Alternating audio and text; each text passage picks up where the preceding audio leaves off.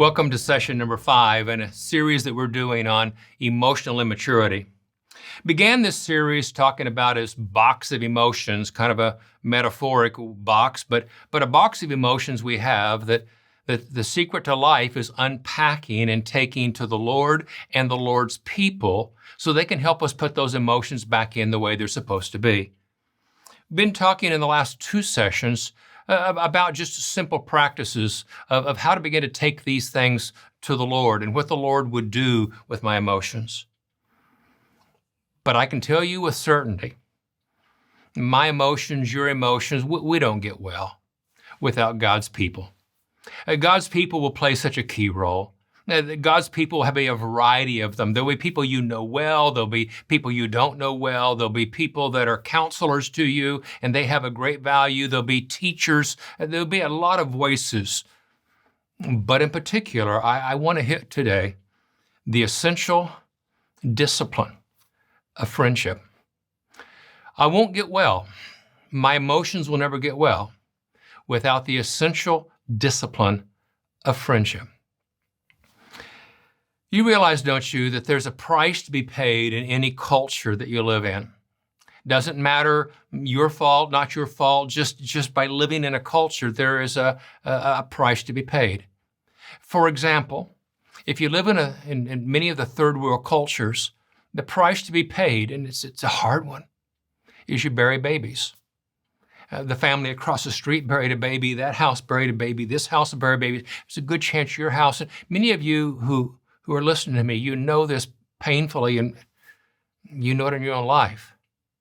But if you live in that culture, it's the predominant price paid by everyone. So what's the price to be paid by living in a first world country? The price to be paid living in a first world country is this, that we live at arm's length from most people, and we call it friendship. Oh, we don't know it. It's normal to us. This is normal. We grew up this way. But you let a family from a third world culture come in and live here, I can tell you what'll happen. I've watched it too many times. About 8 or 9 months after being here, they'll be crying. We'll be sitting on their front porch, or they'll be at our house, or we'll be in my office, and they'll be weeping, and they'll make this statement, "Why will no one be our friends?" And you say to them, "Well, what do you mean? Everybody loves you." And they will say, "Everyone is friendly, but we don't have friends." Because as they understood and as they experienced, there was a level and a depth of friendship that was the norm, and it is what life is designed to be. But you come to this culture, and this culture where we value our independence and our garage door openers and our houses that have grown exponentially in size, but the number of people in our homes have gone smaller. And we begin to value in this activity-based culture, not a relationship-based culture. We value our activities. Oh, we have friends, don't misunderstand me. And I'm going to sound a little stronger than maybe you would like me to, but I don't think you can argue with it. Truth is, we're masters of short-term relationships. Because we're an activity-based culture, we tend to bring the relationships in that we have that are based on that activity. And so as long as soccer season's going on and you're sitting with the same set of parents, or soccer season's going on and you play on the same pitch with the same people, but when the season's over, most likely there is a shift that moves to the next activity. We're masters of learning to be friends with people who were in the class with us while that season of class. But when the year is over, and so we have this trade-off. I'm not trying to be obnoxious with this, and I thought about using the prop. But the same way we do a paper cup. You have a paper cup and you value it and you use it, and it has a place in your life. But when you're done with that paper cup, you easily discard it. And somebody maybe even sitting here has one of those cups, and it even says on it, solo cup. That's how we live our culture. We're also designed for this fast moving. So when you ask somebody, how are you doing, or how's your life? The answer has to be, oh, I'm just so busy. I'm just so busy, because we are activity based, not relationship based. And what's happening is we're starving and turning blue. If you were in the hospital and I stood there beside your hospital bed and I happened to put my foot on your oxygen tube, your oxygen hose, you slowly would begin to change a color that's unhealthy, this blue color. At some level, we're in a culture that stands on the oxygen hose of relationships, and we've all turned blue, or most have, and don't even know it because it's what we are. We're not only masters of short-term relationships, but that therefore makes us masters of shallow relationships. And so we tend to have relationships that we do shared activities, and we do some level of communication and some level of sharing, but it's not life on life. It's not life within life. I don't have any idea how much marriage counseling I've done. Somewhere around 4,000 couples probably. And as I sat and listened to these couples, I began to realize many of them never even learned how to fall in love with each other because they never learned how to love anybody else. They had shared activities, and they believed they were in love with each other because they shared the same life and the same lifestyle. But as time went by and changes occurred, they didn't know how to befriend one another because shared activities were actually their bond. And there's far more to it than that, I know, but that's one of the key elements. And so if I'm ever going to get well, one of the things I have to do is I have to change what I do. The culture probably won't change, but I've got to change what I do with friendship. I could illustrate this, by the way, its value, put it pretty simple. If I were to take two characters from the Old Testament and hold them up for you, you know where I'm going to go with this, so I think you'll figure it out quickly. But if I were to put David and I were to put Samson up there side by side, and I begin to give you these quotes, and I say, which one's it about? Is it about David or is it about Samson? If I began to say that he's dedicated to the Lord, and the Lord blessed him, and the Spirit of the Lord came upon him, and he cried out to the Lord. If I were to tell you that miracles occurred and even water comes out of a rock for him, and I were to tell you that he led Israel as a leader for 20 years, you would go, well, the only one I know of that had water out of a rock is Moses. Are you sure? And no, I've just described for you Samson. Well, you go with, there's incredible interaction with the Lord in that text. Yeah, there is. There are things that occur. Well, why is Samson such of a wreck of a life? The reason Samson's a wreck of a life has to do several things, but you cannot find one companion of Samson. Not one godly companion. You don't have anybody else who shares the book with him except for his own foolishness and the people he brought in that were foolish. Oh, he has his parents, but beyond that, there's no one else. So what's the difference between a David and a Samson? Well, part of the difference goes back to a Jonathan. And Jonathan comes into David's life, and Jonathan's not the same age that David is. Jonathan's quite a bit older. They weren't soccer buddies.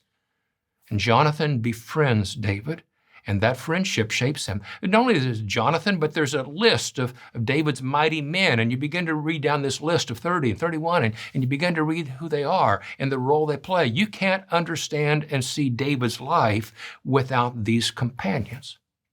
For what it's worth, if your mind goes there and you go, yeah, but David failed. Yeah, but David fails later. And when he fails, those companions are not in his life. I don't want to be a Samson. I don't want to be him. And the culture calls us this way. And somewhere along the line, I've got to decide, what do I want to do? The danger and the price of not having great friendships is we're unrepaired. C.S. Lewis made this statement. He said, anyone who would speak of friendship begins a rehabilitation journey. A professor up in the Northwest, David Stevens, said anytime you hear of a transformation, you're not hearing a story of a book they read, you're not hearing a story of a conference they went to, you're not hearing the story of a class they had. You're hearing a story of people. Dietrich Bonhoeffer was executed at the very end of World War II. He ran a bit of an underground seminary. And Dietrich Bonhoeffer says this back in the 30s. Dietrich Bonhoeffer, speaking to his young seminary students, said this. I'm paraphrasing him, but he said, we will stand in front of you and teach you how to stand in front of somebody and lead. We'll even teach you how to kneel in front of somebody and serve. But we're ill-equipped to stand beside somebody and befriend, and we are unhealthy, and there's no one to tell us. Well, if that were true in the 30s, it's true now.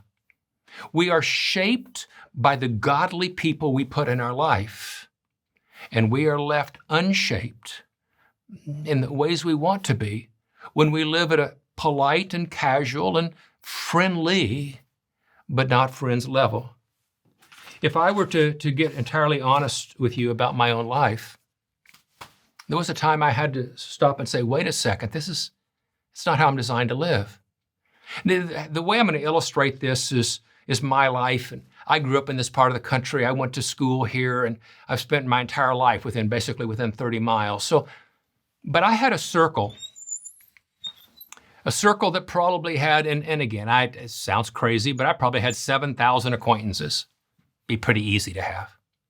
I also had a circle that probably had 700 friends. People that I had done their wedding, I'd done the funeral for their mom, maybe.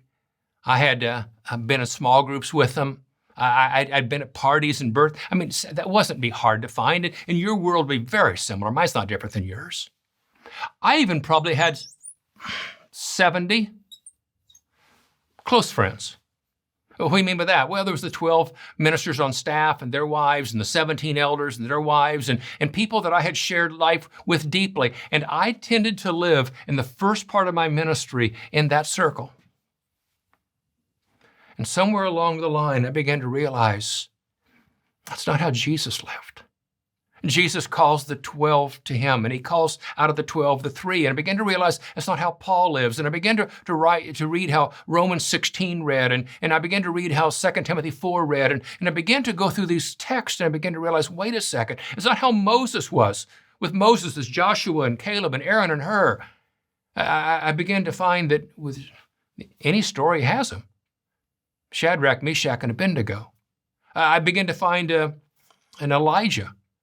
And no matter how powerful Elijah's ministry is, he's off on a mountain weeping until he meets the Lord in a unique way, and God brings Elisha into his life. And somewhere along the line, I had to decide that right here, there's a handful of godly friends.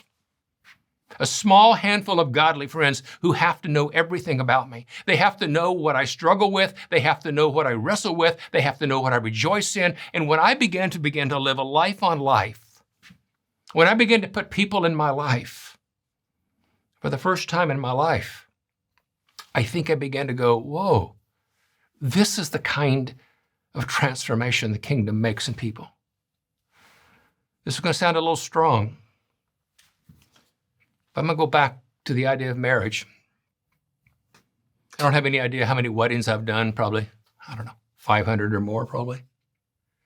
They've been joyful and wonderful, but there's times I've looked up and I've looked at the set of groomsmen and I cringed. Not because they're bad people, but there's a woman about to go home with this man to be deeply loved by him and looked after by him, and a man who is to add stability in her life. And I looked up and I knew he was shallow. And I knew the groomsmen were picked out of this whole group. But the truth is, the groomsmen had not shaped this man so that she will be safe with him in emotional ways. If anything, the groomsmen were accomplices because they hadn't lived a life that drew them into wisdom, that drew them into wholeness. The man of wisdom is the companion of the wise. I've seen the bridesmaids the same way, so I'm not trying to be unfair with this, but there's times I prayed, oh God, would there be a generational change, something that occurs in that home? The concept of having friends is how we're repaired. I'm going to tell you that if you don't pursue a handful of godly friends who know everything about you, you're probably going to remain unrepaired. There's a second thing we could put up here, and there's just not time, so I'll just brush across the dimension. Life is too hard. Life is too hard. I don't care how much medication we have. I don't care how many activities we can distract ourselves with. I don't care how much we use all the mechanism of life. Life's too hard. Joy, when you have close, intimate friends, joy is doubled. and pain is halved. I don't care if you're Elijah from the Old Testament. Elijah is the most powerful prophet in the Old Testament. And Elijah can call down fire from heaven and raise the dead. But in 1 Kings 19, you find him off on the side of a mountain, broken, discouraged, fearful. And God meets him in some unique ways, and God has his own interchange with him. But one of the gifts that God does is he brings along Elisha to be with Elijah. And in that companionship, you find this prophet Elijah who fiery chariots will carry off. He finishes strong, but it has to do with companionship. Some of you listening to me would say, well, Randy, this makes sense at some level, but Randy, I just can't find them. I can't make friends. No, people don't want to be my close friend. They want to be the guy that talks to me in the hallway, and I get that. I want to tell you, I doubt if it's personal. Truth is, I think we're in a culture that the river all flows this way, and you get caught in it, and you've got to decide to swim upstream, countercultural. The stream's going this way, you got to go this way, and you will find it is not easy to do, but I promise you it is the nature of the kingdom to develop those kinds of friendships. It will take a great deal of courage. How do you find those friends? We'll mention a couple of ways real briefly. The one comes from C.S. Lewis, and I always joke, you always sound smarter if you quote C.S. Lewis, but C.S. Lewis said, you don't make friends by just stopping life and going and looking for friends. He said, no, a friendship has to be about something. And so he said, if you want a friendship, what you do is you begin to live out the purposes God called you for. You set your feet on a path to a horizon that means kingdom impact and a kingdom life, and you set about what God's called you. But as you are on that journey, you look to your left and right, and you begin to find fellow travelers. And in those fellow travelers, you begin to say, what, you too? I thought I was the only one who saw that. I thought I was the only one. And you discover companions in the journey. I think many of us have set our eyes and our feet on the road, but I don't know that we've been looking well enough left or right and then decided to do the second thing you have to do. You have to invest. Because we're an activity-based culture, you can invest in activities, but you're going to have to decide to invest in people. People have to become a priority. No, I cannot be with 7,000. I can't even be with a 700. The 70 is even too much. But you begin to find a small handful of godly people that you begin to invest in. And you invest in them, and this is going to be a subtle difference I need to make sure that I say clearly. You don't invest in them so they will be your friend. That's called manipulation. You'll keep score. I'm a better friend. No. You begin to invest in them because they matter to the Lord, and because relationships matter, and because Christ was a relationship individual, and you begin to invest in them. And I don't know how many you invest in, but you begin to invest in a few more than you'll end up with. It's the phone call where you call a guy and go, you know what, I know you and I appreciate you, but I don't think I know your story well enough. Can I buy you a cup of coffee? Can we meet at McDonald's? Can we meet down at Starbucks? Can we meet? I'd love to hear more of your story. It has to do with the kindness. As on your way home, you swing by and you sit on somebody's porch, and you might even knock on the door and say, could I pray with you? You told me last week, no, I'm not coming in, but you told me last week about your sister. Can I? And when you begin to make people of a priority as you're living out your journey, the sweet blessing that will begin to occur is friendships begin to blossom and come out of that because there's an investment. Those friendships have changed my life. Those friendships have been the key. We don't have much time in this session. I'm going to brush across it in my apology. Alistair Beggs, many years ago, kind of talked about friendship out of the book of Proverbs, and I found it helpful. And so let me just kind of brush it across it with you. If you want to do friendship right, this is not a measuring stick for you to measure up to other people. This is simply if you want to do friendship. He gave for a memory key, he gave 4 C's. I'd write them out, but I think it'd even take me too much time to do that. He said there are 4 C's you have to do if you want to be a friend. Proverbs 17:17. A friend loves at all times, and a brother is born for a time of adversity. Constancy. You have to have constancy. Oh, it doesn't mean you're constantly with your friend. In fact, Proverbs even warns about that. No, but it means that a friend loves at all times. All kinds of times. Sad times, happy times, cheerful times, play times, even quiet times. Friendship requires that I have the scope that I'm willing to invest in people's life. As I was driving here today, I had 2 guys that are in my circle. Both of them text me about things in my own life. I'm getting a little more personal here, but about a year ago this date, they cut a cancer out of me. And I'm doing very well, and the blood tests are very good. And they know the answer to that. They even know where I'm at. But both guys were checking on me as I'm coming across. Just because we're friends, and we have sat with each other. That kind of consistency.